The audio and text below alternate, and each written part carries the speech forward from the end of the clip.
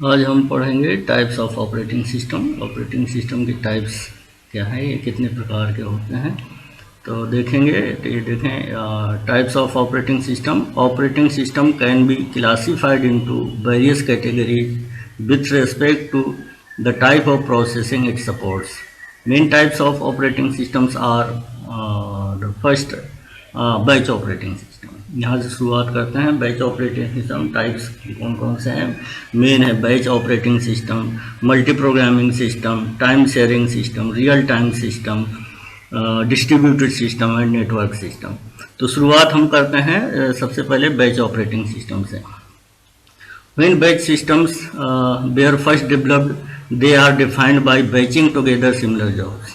Card readers, tab-based systems allowed only sequential access to the programs and data, so only one application package such as compiler, interpreter, etc. could be used at a time.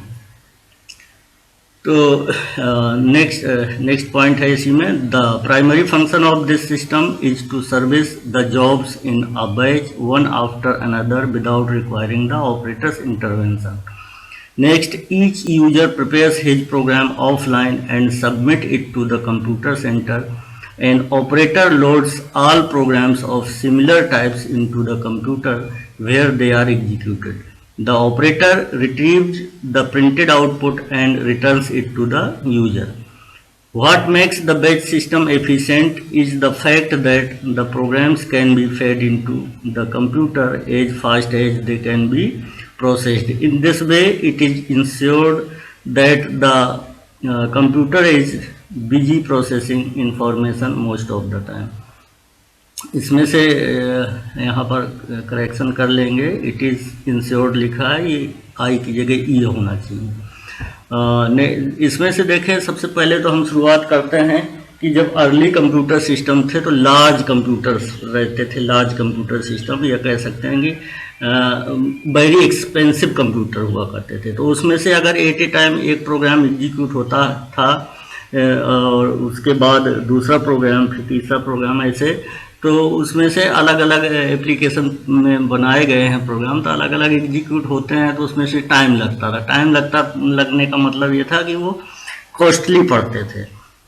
और तो इसका concept ये था कि ठीक है, similar types of programs को हम बैच बना लें और बैच बनाने के बाद उनको सबमिट कर दिए जाए। तो जब बैच बन जाएंगे तो सारे के सारे एक ही तरह के प्रोग्राम्स हैं।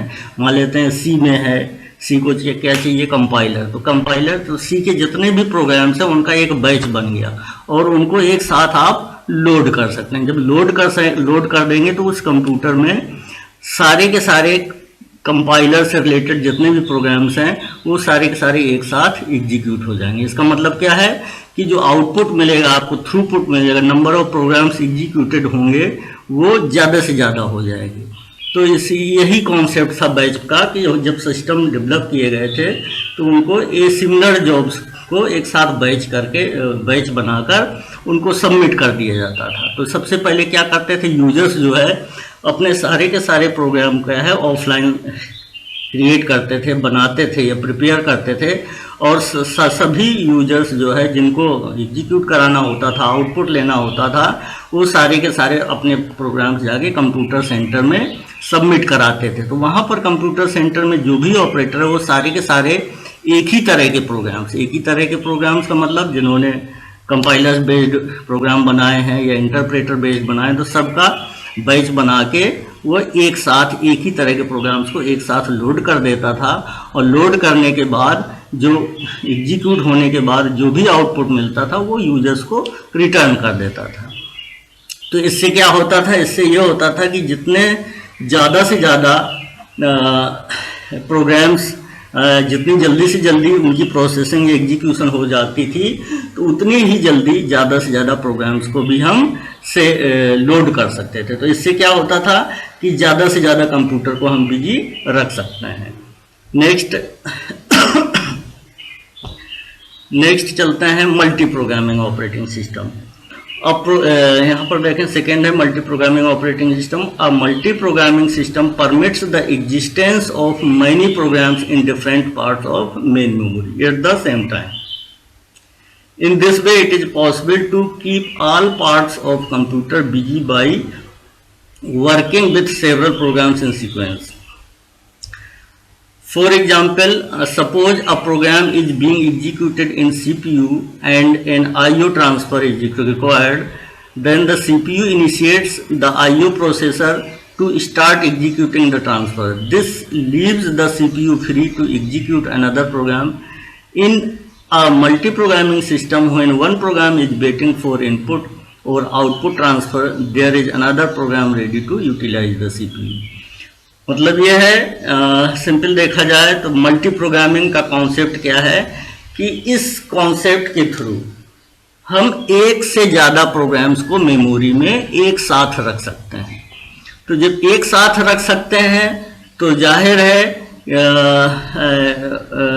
किसी कॉन्सेप्ट के थ्रू हम एक से ज़्यादा प्रोग्राम्स को एट ए टाइम एग्जीक्यूट करा सकते हैं। हम यहाँ पर ये ध्यान देने की ज़रूरत है मल्टी प्रोग्रामिंग और टाइम शेयरिंग का कन्फ्यूजन होता है ज़्यादातर लोगों को। तो इसमें क्या है, हम आप एक लाइन में ये कह सकते हैं कि मल्टी प्रोग्रामिंग सिस्टम के थ्रू या कॉन्सेप्ट के थ्रू आप एक से ज़्यादा प्रोग्राम्स मेमोरी में लोड कर सकते हैं, रख सकते हैं। सिंपल। नेक्स्ट है, थर्ड है टाइम शेयरिंग ऑपरेटिंग। इसमें से देखें क्या है, दोनों एक तरह से ये कह सकते हैं कि टाइम शेयरिंग जो अगला पढ़ने जा रहे हैं आप, ये तभी संभव है जब ये मल्टी प्रोग्रामिंग होगा, ये मल्टी प्रोग्रामिंग कॉन्सेप्ट होगा, तभी ये टाइम शेयरिंग होगा। दोनों में देखें कन्फ्यूजन होता है, दोनों में कई लोग कंफ्यूज हो जाते हैं, कहते हैं कि नहीं मल्टी प्रोग्रामिंग में एक साथ प्रोग्राम से एक साथ एग्जीक्यूट हो सकते हैं, लेकिन एक साथ इस कॉन्सेप्ट के through time sharing operating system में देखें क्या लिखा है,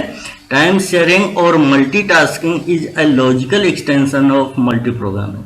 Multiple jobs are executed by the CPU switching between them, but the switches occur so frequently that the users may interact with each program while it is running.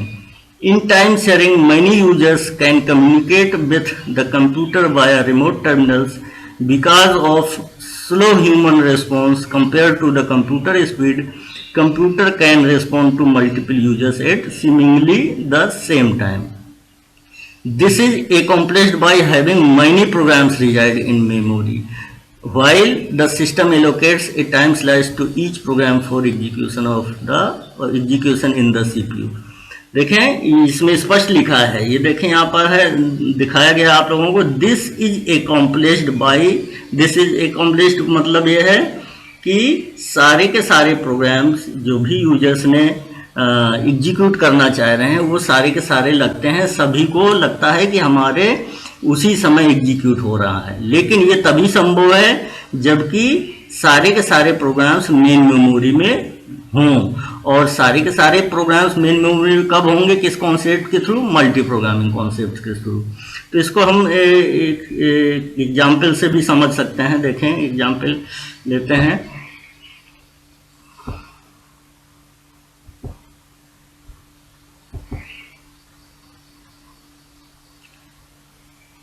ये देखें ये है आप लोगों का, एक मिनट,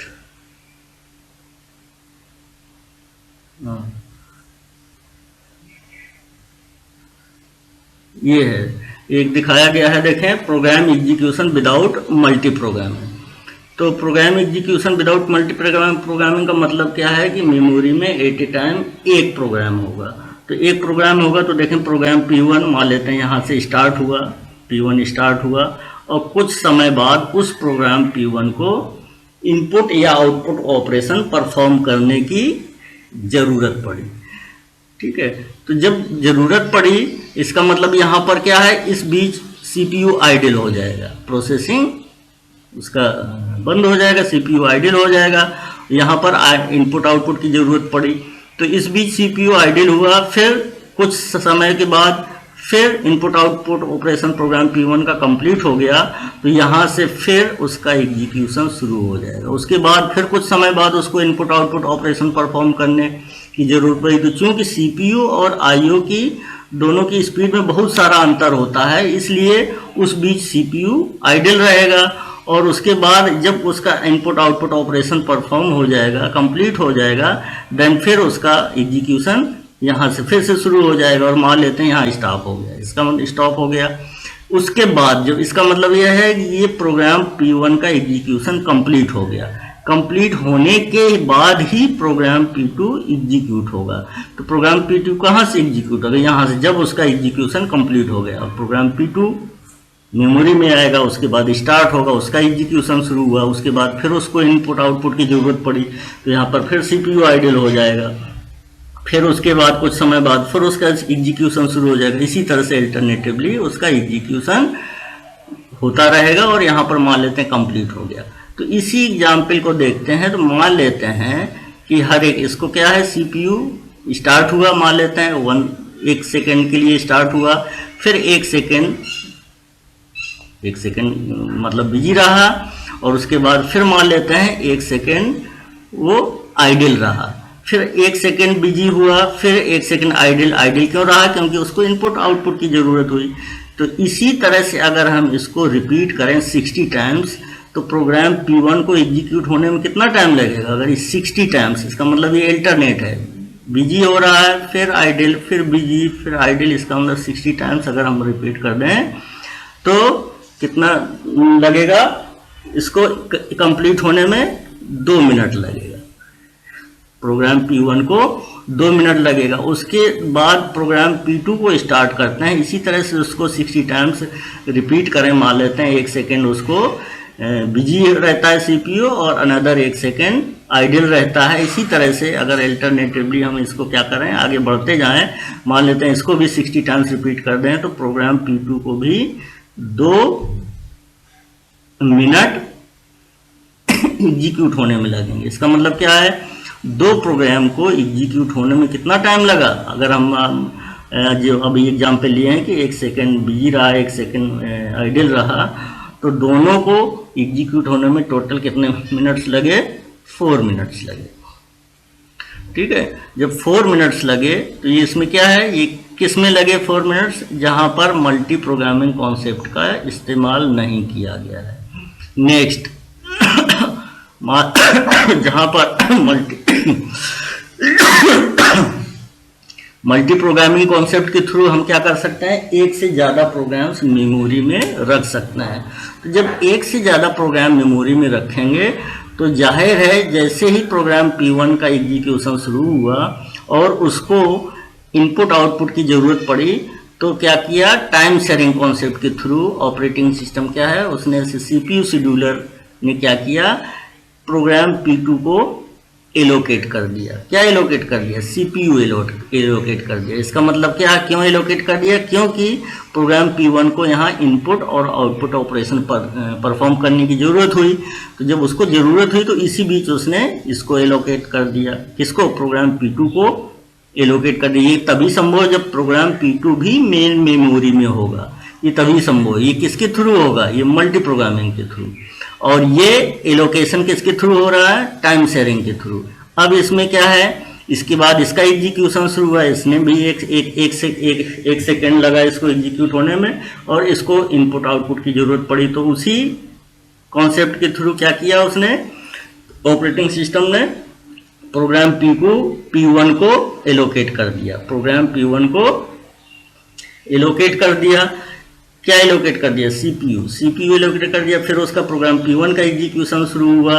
उसके बाद फिर अनदर 1 सेकेंड बाद उसको इनपुट आउटपुट की जरूरत पड़ी तो फिर 1 सेकेंड बाद प्रोग्राम P2 को एलोकेट हो गया CPU। इसी तरह से आगे बढ़ते चले गए। तो मान लेते हैं 60 टाइम्स इनका क्या हुआ, एग्जीक्यूशन आइडल, एग्जीक्यूशन आइडल में क्या है, आइडल में यहाँ पर किसको, प्रोग्राम P2 के एलोकेट हो जा रहा है। प्रोग्राम P2 को एग्जीक्यूट हो जा रहा है। जब प्रोग्राम P1 का इनपुट आउटपुट की जरूरत पड़ती है तब उसी समय प्रोग्राम P2 को CPU एलोकेट किया जा रहा है। ठीक है, तो ये किसके थ्रू, टाइम शेयरिंग के थ्रू।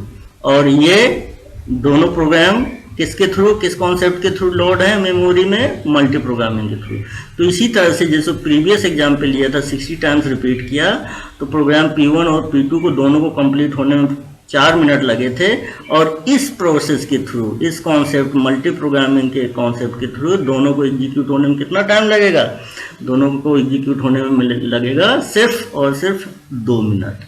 ठीक है, तो ये आप लोगों को दोनों कॉन्सेप्ट क्लियर हो गए, क्लियर हो जानी चाहिए, इसमें से अब डाउट नहीं रहना चाहिए। दोनों अलग अलग हैं, मल्टी प्रोग्रामिंग, टाइम शेयरिंग। ठीक है, टाइम शेयरिंग तभी संभव है जब मल्टी प्रोग्रामिंग कॉन्सेप्ट को हम अप्लाई करेंगे, और टाइम शेयरिंग के थ्रू हम ज़्यादा से ज़्यादा जॉब्स को एक साथ हम एक्चुअली एग्जीक्यूट तो 1 बाय 1 ही होते हैं, लेकिन क्योंकि उसकी स्पीड ह्यूमन की अपेक्षा इतनी ज़्यादा होती है कंप्यूटर की कि सभी यूजर्स को या सभी प्रोग्राम्स लगता है कि एक साथ एग्जीक्यूट हो रहे हैं। Next, real time operating system. Primary objective of real time operating system is to provide a certain response within the defined time and thus to meet a scheduling deadline.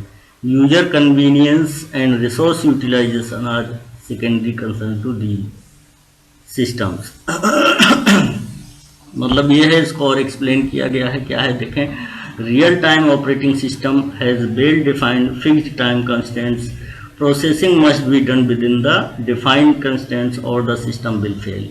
System that control scientific experiment, radar systems, medical imaging systems, industrial control systems, automobile engines, home appliances controllers, some weapon systems and some display systems are the examples of real time system.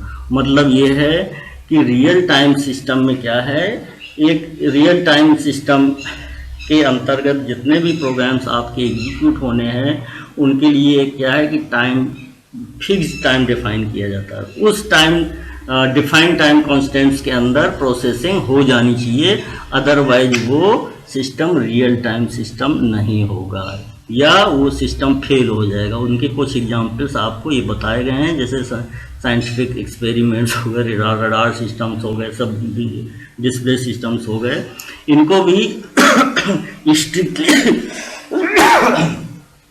दो real time system को भी categorise किया जा सकता है, soft real time system और hard real time system. इसमें से आपको बताया गया है कि फिक्स्ड टाइम डिफाइन है रियल टाइम सिस्टम में, उस पर्टिकुलर टाइम में प्रोसेसिंग या रिस्पॉन्स हो जाना चाहिए, अदरवाइज वो सिस्टम फेल हो जाएगा। इसमें भी फेल तो ये दो दिए गए हैं सॉफ्ट रियल टाइम सिस्टम में। सॉफ्ट रियल टाइम सिस्टम में थोड़ा सा कुछ मान लेते हैं कि कुछ समय, इसमें से कुछ समय के लिए जो डिफाइंड टाइम है उसमें से अगर आपका एग्जीक्यूशन या रिस्पॉन्स नहीं हो पाता तो इसमें से थोड़ा सा फ्लेक्सिबिलिटी दी गई है कि ठीक है वर्किंग उसका क्या बोलते हैं, उसका फेल्योर नहीं होगा, उसकी परफॉर्मेंस डिग्रेड्स हो जाएगी। और हार्ड रियल टाइम सिस्टम में जाहिर है कि उस पर्टिकुलर टाइम में उसका टास्क कंप्लीट होना ही होना है। तो सॉफ्ट रियल टाइम सिस्टम में देखें, in this system if certain deadlines are missed then the system continues its working with no failure but its performance degrades. It is a less restrictive type of real-time system where a critical real-time task gets priority over other tasks and retain that priority until it completes. Areas where soft real-time can be used are multimedia, virtual reality, and some scientific projects. Hard real-time system. In hard real-time system, all critical tasks have to be completed strictly within the specified time limits. मतलब जो define किया गया है time, उस particular time limit के अंदर ही उसकी processing complete हो जानी चाहिए, अदरवाइज वो सिस्टम फेल हो जाएगा। Not meeting the deadlines can catastrophic. In such systems, all code and data must be in RAM, ROM. All kernel delays must be bounded, so the operating system should not have any unnecessary frills. Next आगे बढ़ते हैं। Next है fifth, distributed operating system. A distributed operating system is a system consisting of two or more nodes, where each node is a computer system with its own memory. some networking hardware and capability of performing some of the control functions of operating system. The processors communicate with one another through various communication lines such as high speed buses or telephone lines. मतलब ये है कि distributed operating system में दो या दो से अधिक नोड्स को हम कनेक्ट कर सकते हैं। उन नोड्स को हम बोलते हैं कंप्यूटर सिस्टम। ठीक है, नोड्स का मतलब ये है कि उनकी खुद की प्रोसेसिंग कैपेबिलिटी हो और खुद की मेमोरी हो, खुद का अपना हार्डवेयर हो। इसका मतलब क्या है, कई सारे कंप्यूटर्स को एक साथ हम कनेक्ट कर सकते हैं। कंप्यूटर्स या कहीं कहीं वर्क स्टेशंस बोलते हैं, कि कभी कभी साइट्स बोल देते हैं, उसी को आगे डिफाइन किया गया है। देखें यहाँ पर, the processors in a distributed system में vary in size and functions. They may include small microprocessors, workstations, minicomputers and large general purpose computer systems. These processors are referred to by a number of different names such as sites, nodes, computers, and so on. There are variety of reasons for building distributed systems. The major ones are resource sharing, computation speed up, reliability, and communication. मतलब चूंकि आप लोग जान चुके हैं कि distributed system में क्या है कि एक से ज़्यादा कंप्यूटर्स होंगे, दो या दो से ज़्यादा कंप्यूटर्स होंगे, उनकी खुद की प्रोसेसिंग कैपेबिलिटी होगी, खुद की मेमोरी होगी, खुद में जो अवेलेबल रिसोर्सेज हैं वो होंगे। तो जब ये सारे के सारे हैं तो इसका मतलब क्या है कि इसमें से